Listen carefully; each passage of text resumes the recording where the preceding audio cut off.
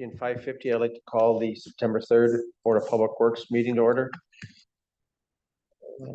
Looking for motion to adopt the agenda. First of all, Robert, any changes in the agenda? No changes to the agenda.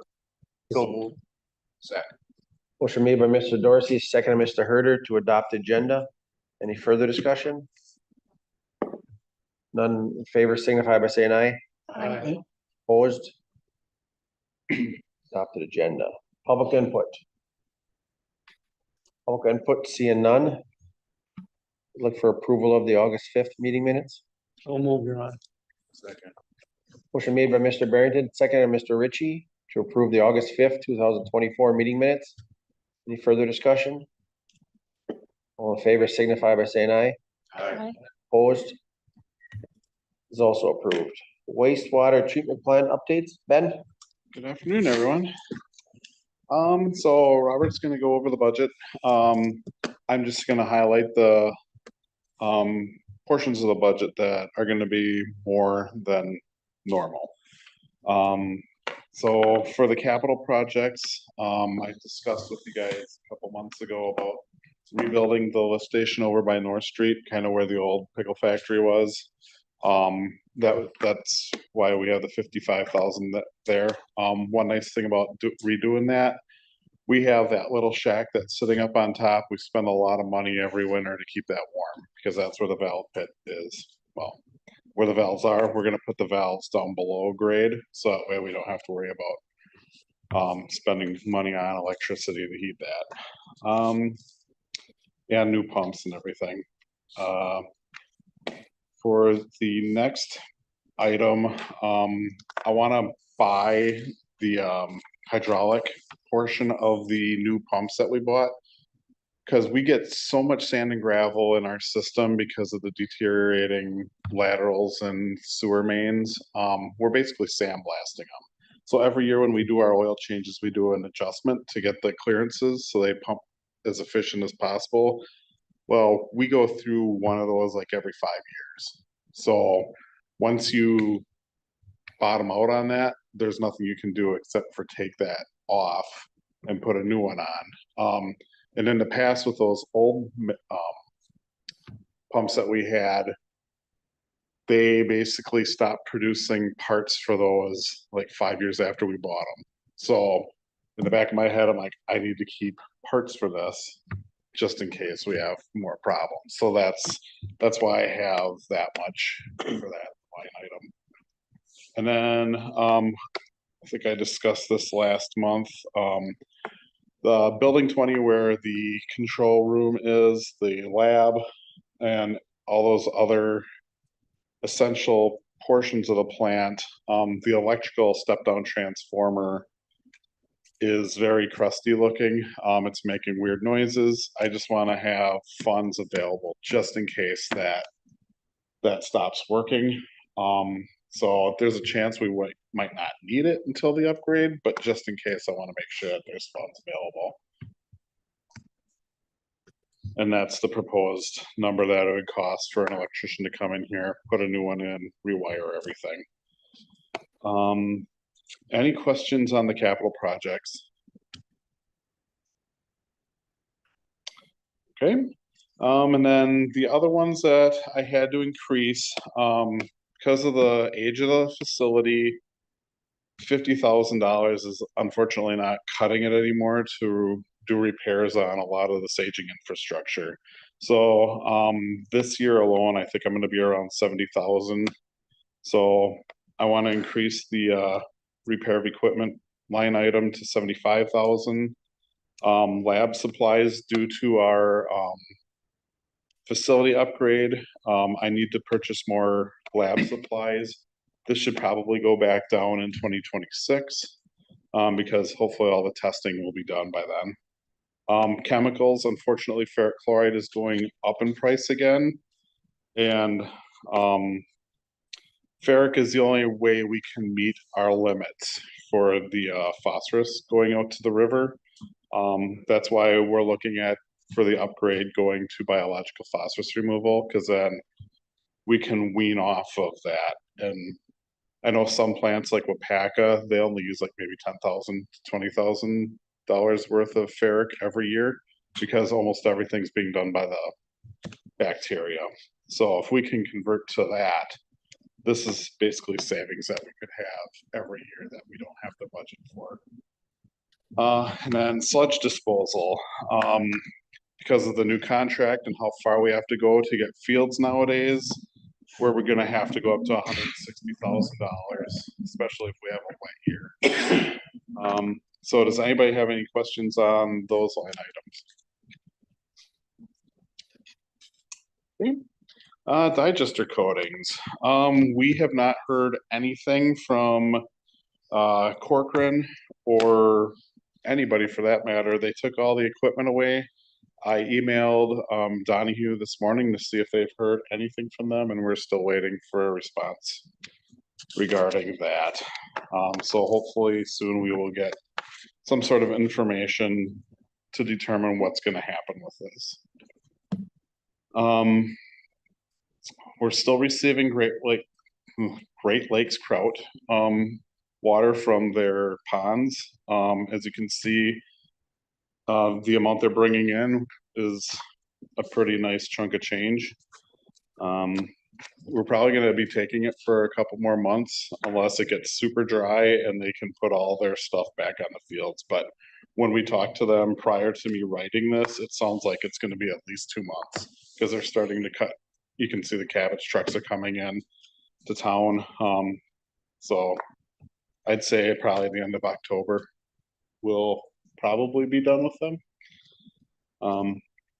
But it's not affecting our treatment at all. And then our lawnmower. So in 2015, we bought a 0-turn lawnmower. It is starting to nickel and dime us. I usually don't mow. I'm usually doing other stuff, but I had to go on it and it was horrible. I can't believe those pumps are still going. So I had Wayne go and get bids regarding a new lawnmower, and basically Reester and Schnell came out with the best deal at $6,815.04. So there's I believe I have the bids in there. Anybody has any questions on any of this stuff? On that note, I forgot to put a line on here to approve the purchase of that. So it'll be at the September 30th meeting. And then last but not least, we did not get any winter wheat fields, so we'll probably start hauling in October for the last haul of this year. And hopefully things will get better in 2025 as far as fields go, but I'm not going to hold my breath. So that's all I have. Anybody have any other questions?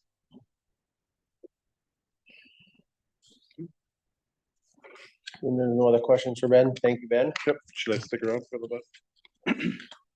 It's totally up to you. You pretty much summed up what Okay. my 2 line items are gonna be, so All right. pretty cut and dried if you wanna head over. Thanks, Thanks. Ben. Have a good Thank one. you, Ben. Next is present the Public Works 2025 budget. Mr. Garski. Okay. Oops, hold on. Oh, sorry, go ahead. Let me get this set. What's the time? No. You just have to scroll then. Yeah, that might work. So to start with my budget, the budget for admin and supervision, there was an increase of 17,288. This difference was mostly made up with a fringe benefit change, health insurance. That makes up a big difference in this small group, and that is the reason for this 5.5% or 5.55%. There was a little bit increase in software expense as well, and the proposed annual wage increase. Does anybody have any questions on that?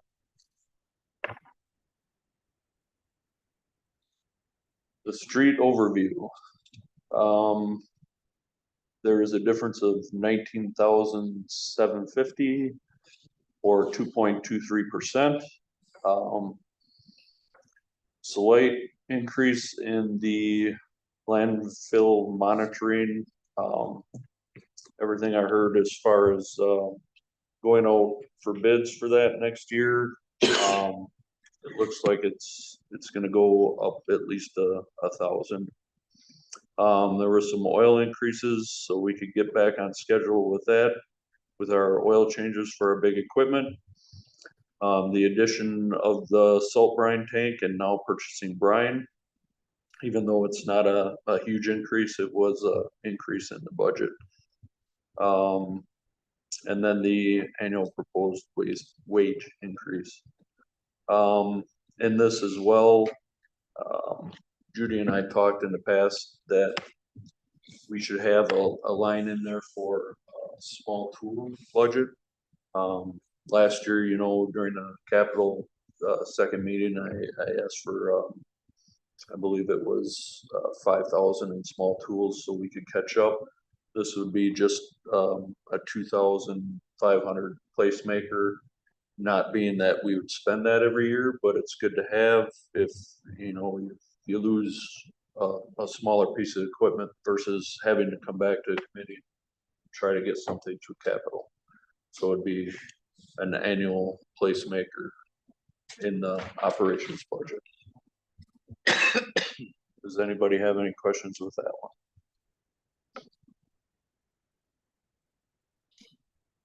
So the budget overall for street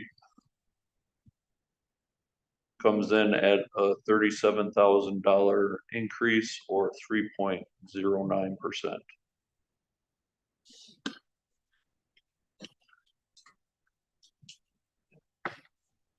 My mistake of 2022 and 2023. You can tell I made this mistake last year as well. It is 2024, 2025, but these are this year's numbers. The difference is just the increase transferred to general fund. It's an increase that goes up every year. So we keep up with the times as far as money that is proportioned for staff to do that type of operation, day-to-day operations. And that comes to 1.16%. This one is the overview of what Ben just discussed. It is quite a large increase compared to last year. The year prior, we actually went down quite a bit, and now we're up a large portion, 238,683. And the biggest came from this sludge disposal at 60,000. And then the next one would be the chemicals equipment repair. There's also a uptick for the engineering for the plant upgrade. Is there any questions on this? I got a quick one. That increase in sludge disposal, I guess. I missed the opportunity to ask Ben when he was here, but I remember that contract just was up and somebody that hauled it a long time was hauling it. So there was like some legacy stuff there, but I'm concerned with that kind of a hike and this new Badger or whatever, not finding local fields here. I'm a little concerned. We gotta kind of put that one on watch. I mean, I would think you shop around again or something, or that sounds like we were either sold a phony bill or. And some of it had to do with such a wet year that we're having, that some of the fields that were close by that would accept it, just couldn't accept it this year because of the wet weather. It's not that all of them backed out or none of them set up for their type of operation. So, I mean, it's definitely something we'll keep an eye on, but a lot of it had to do with our very wet start this spring and them not being able to get on some of the fields that we did have this year. That's fair. How much farther do you think we're hauling because of that? I mean, the cost is going up because of hauling. We were hauling, double the distance.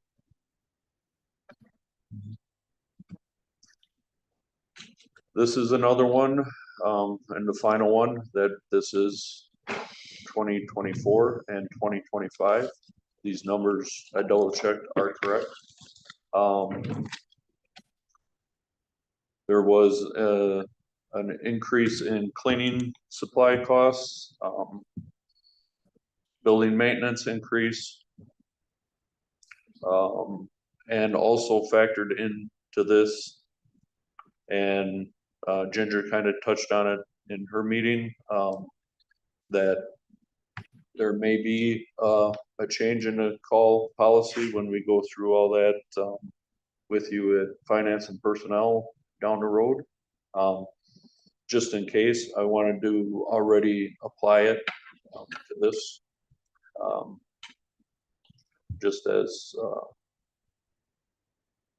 if I take it out, it's not a big deal. So, and that was an increase of 8,822 or 2.89%. Does anybody have any questions on that?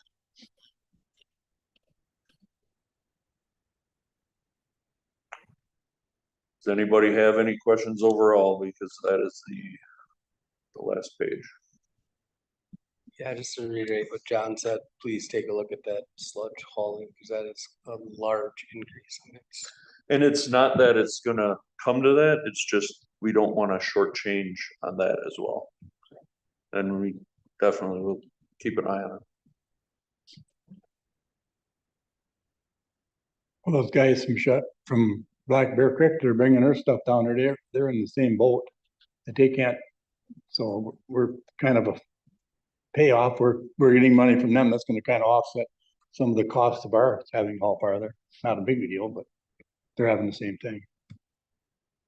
And plus their suspended solids are low enough where, you know, we're not having to worry about hauling out their sludge because Yeah. it's pro water. It's water, yeah.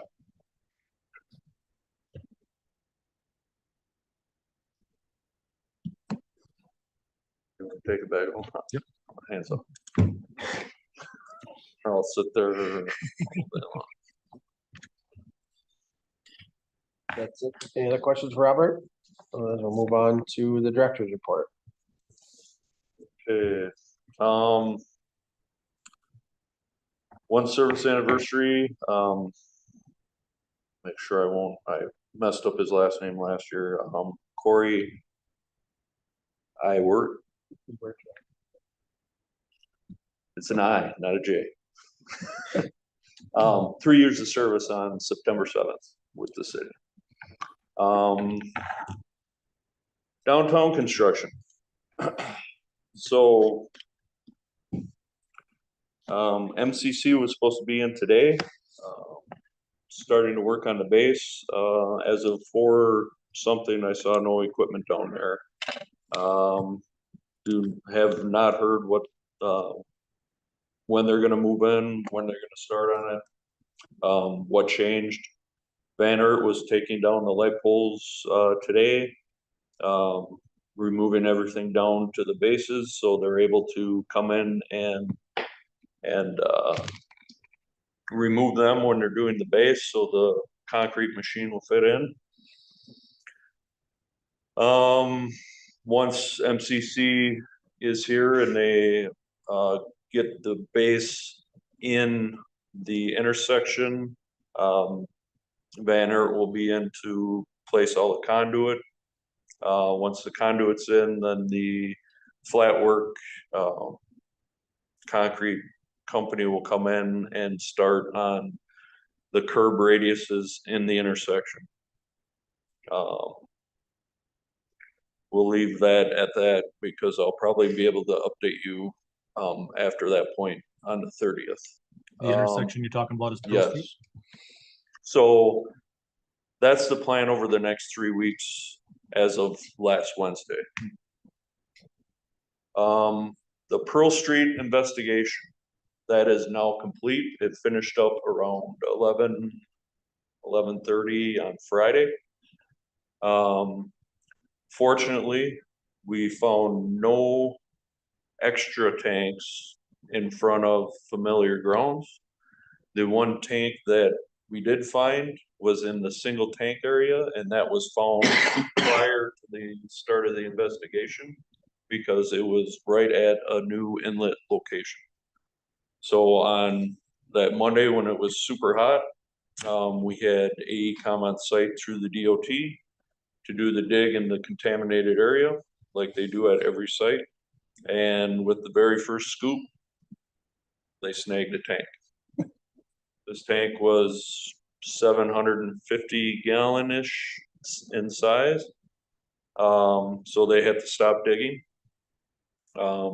They could remove and run the pipe up to it, but that would just complicate getting the tank out. So instead, they kind of moved to a different quadrant and worked the pipe across the road surface and stopped it one stick short, so it was easier for the tank removal. On Thursday, SGS got there to remove the tank during digging, and which I expected. Last year when they put in the new natural gas lines, they bored right through the tank. Hit it dead center. It couldn't have been any perfect in the middle of the tank and up and down in the tank. So that complicated the removal because we couldn't bring in the vac truck and do a hydro on it because you can't introduce water into the contamination or they can't do soil sampling correctly. So that was 3 hours to get down to the bottom of the tank in order for them to cut it into 3 sections to remove it totally from around the gas line. Once that was done, they excavated a quad axle load of contaminated soil from around the tank and underneath it down to water level. All of this was documented at the end of the removal. It was kind of holding up. It wasn't holding them up, but they were ready to go to put that inlet in. So they moved to a different location with their test pits while DeGroot put in that final inlet. Once that was accomplished, they finished test pitting in that area that was planned and scheduled to begin with. Out at those extents, they found the contamination drop below level, so that's a good sign for us. Then after that was complete, Thursday evening, we went down and did all the investigating, just with sample digs wherever a metal detector popped hot. Dug down at all those locations and then pretty much trenched all the way along the building, just with a mini, with a smaller bucket, and ran into no tanks, which was a plus. So Friday morning, all they had to do is come in. They did 3 test pits. 2 of them exceeded levels, but because there's no tank there, we didn't have to dig down and excavate a large area. That's mostly when you run into a tank. Then we did 2 more test pits out further, and those dropped down below. So hopefully with all this documentation, they'll be able to submit this to the DNR and we have a better chance at site closure with everything that we did on Thursday, Friday. Hopefully.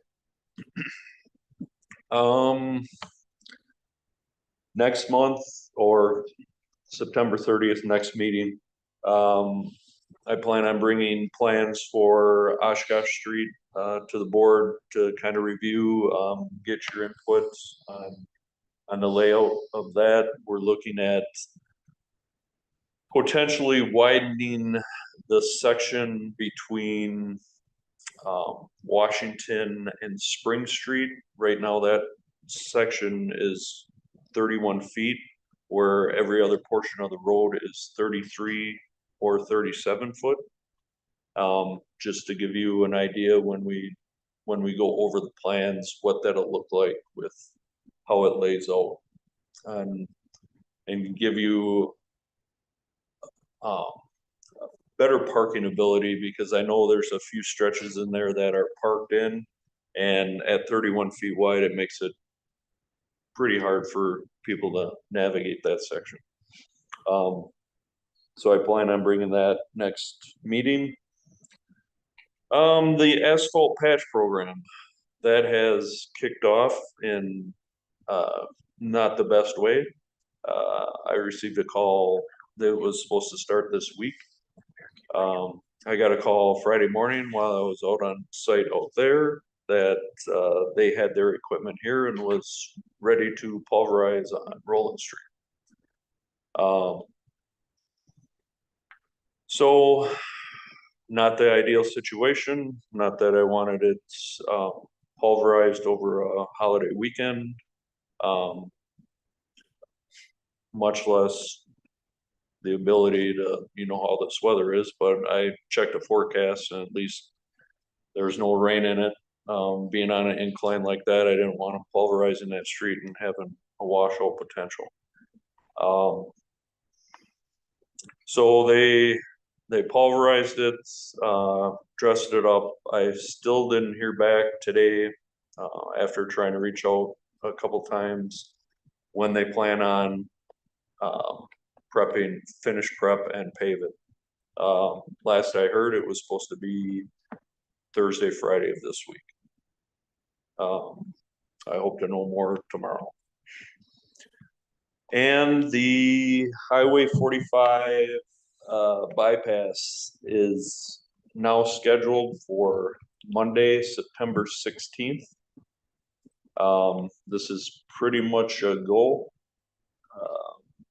I had a conversation with the project manager for WISDOT, and they have 35 calendar days to complete the project at the railroad crossing on 45. So there's a potential for 35 calendar days that there will be traffic from 45 coming through town.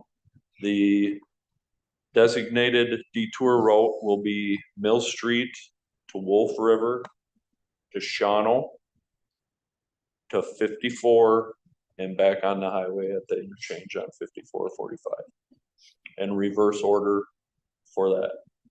I've already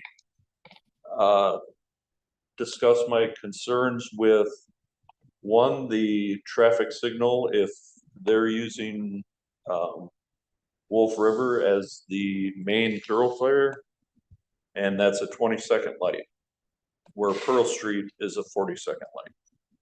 So they need to definitely adjust that accordingly. Another concern is the turn lane, and this is their intersection, so that's a Highway 54, that's their intersection, but I said I could see an issue with traffic wanting to turn right and a bulk of the traffic wanting to turn right, and it's designated as either or right now. If they could put any type of temporary right turn only lane there, not saying they could, but they're gonna look into it. Because if you have one person stop there and you have 45 traffic trying to get out of town, that could be backed up to the tracks, easy. So we'll see what happens there. Yeah, does anybody have any questions on any of the things I discussed? I know at one point you mentioned about downtown where there's some panels that were gonna be replaced. What happened to that? The water puddle at Wisconsin Avenue or Wisconsin Street and North Water Street is still on their radar, and I bring it up at the weekly meeting. I don't know what's gonna come of that. all the defects in the surface. Last I heard, and I don't know if this is true because they know my opinion on it, is they're talking about doing a diamond grind to that whole surface. Knowing that they have plenty of thickness, but at the same time, I discussed my concerns that it might create a bigger water issue in areas. Mhm. Not to mention, they'll have to reapply the paint. So I can offer my opinions and where I think things should go, but that's all I can do. Then, see that, sump pump by Longevity's marked. Yep. That section will be cut out, that pump will be put into that inlet that's there, and that inlet will be repaired. Is that gonna be in-house? Yes. I got a couple questions that I've seen it was marked and, Yep. okay, Now that traffic is shut down for the most part, now's the opportune time to get that corrected. sounds good. Any other questions for Robert? How close are you on schedule? With the whole project? Downtown schedule? According to the initial one that they laid out, we're about a week behind. They say they can still achieve that date. They now have a different project manager on site or a project liaison.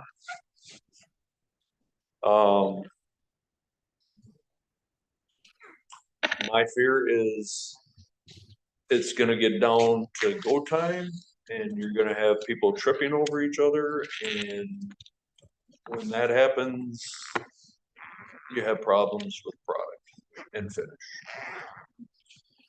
Do they get fined per day for not being done on time? That is up to the DOT. Per contract, they have every ability to do that. I don't know what that means for us as a community, being that we're the 20% share. If we see some of that back or not, it hasn't been discussed.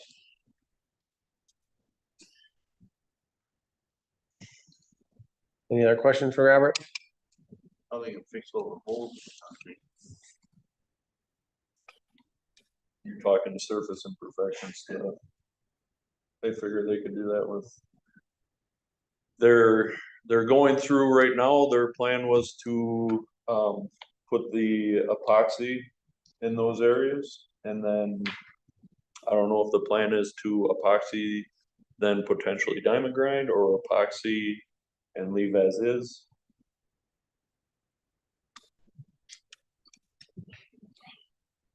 I mean, you walk down Main Street now, it don't look like a street. Exactly. It's, Beyond frustrating, yes. yeah, I wouldn't be happy with it. If it was my driveway, no way. It'd be taking it out. Any other questions for Mr. Gursky? Yes, Robert, do the best you can. It's hard, it's a tough project. Better chance. I give you that. Future agenda items? What are you gonna have? I will have that Oshkosh Street plan on there.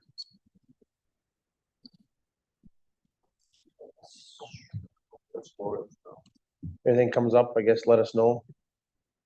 Next Board of Public Works meeting is September 30th at 5:15. You'll go to that? I guess we're down to a motion for adjournment. I'll make the motion. Motion made by Mr. Ritchie, second by Mr. Herder for adjournment. Any further questions? All in favor signify by saying aye. Opposed?